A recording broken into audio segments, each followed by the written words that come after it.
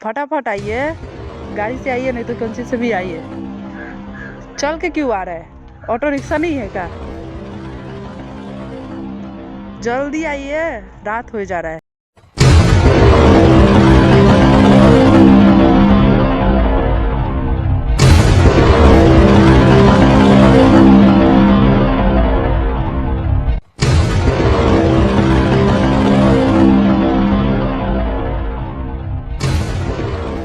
प्रणाम बाबा। खुश रहो बचिया। बाबा आज के बाद हमें तो मंदिर में ना आई। का है का समस्या होगी? ये देखो तो का होता, सब मंदिर भ्रष्ट हो जाता, नष्ट हो जाते, मंदिर ना हो गया। ये तो पार्क बना दिला सब। अच्छा कौन जुआ खेलता, कौन देखा का करता, कौन ताश खेलता, कौन गाजा पियत और देखा इहो करत, गुपचुप करत। ये भगवान एकदम नष्ट हो गया भाई। हम तहार समस्या समझ गए नहीं।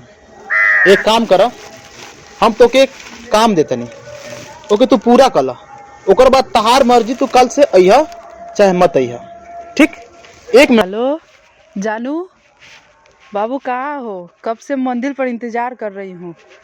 कितना टाइम हो गया, जल्दी से आओ, मम्मी खोजने लगेगी घर में। भाई पानी ला। ई का करे बाबा?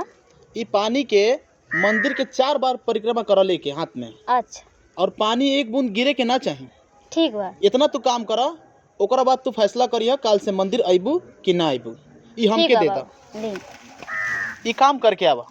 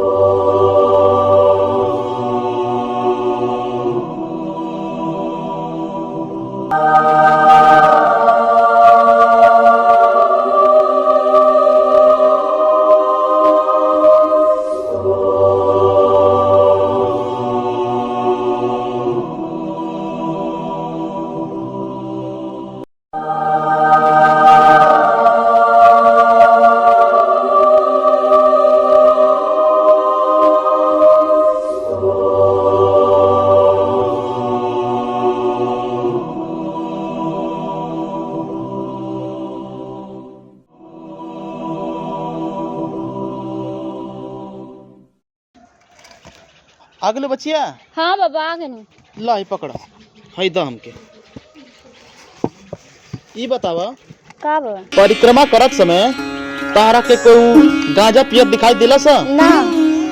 केहू लड़की समय प्रेम मिलाप करत समय दिखाई देला सा? ना बाबा कुछ ना। केहू गांजा पियत दिखाई देला सा? ना। जुआ खेलत दिखाई देला सा? ना। या फिर मंदिर परिसर में केहू फालतू बैठल कमेंट करत दिखाई देला सा? ना बाबा कुछ ना दिखाई देला। काहे? कहे क्योंकि सब हमार ध्यान तो गिलास पे रहा, तो पनिया गिर ना जा। यही से हम तक गिलास देले रहनी है, ताकि समझावे खातिर कि अगर तार ध्यान एक गिलास पे रहला तो तारा के कुछ ही दिखाई ना देला सा। वैसे ही जब तू पूजा करे, तू पूरा श्रद्धा से भगवान में विश्वास करके, तो सारा ध्यान तार कहाँ रहेला? भगवान पर। हाँ बाबा। तो वैसे जब पूजा करे भगवान खातिर, तो तारा कोनो गंदगी दिखाई ना दी। शक्ति भक्ति मन से हाँ भगवान के पूजा करिए अबू तो सामने कितना भी गंदगी रही कुछ दिखाई ना दी। यही तरह हम गिलास दे रहे समझावे खातिर कि पूरा ध्यान भगवान पे रखो। गिलास एगो जरिया रहा तरह बतावे के। हाँ बाबा। तब तू फैसला कर ले कल से मंदिर आईबू कि ना आईबू। ना बाबा हम आए हमारे समझ में आ गया। चला खुश रहा ठीक बा। कल हम चलत हैं हमारे मंदिर खोले के बेरा होगी।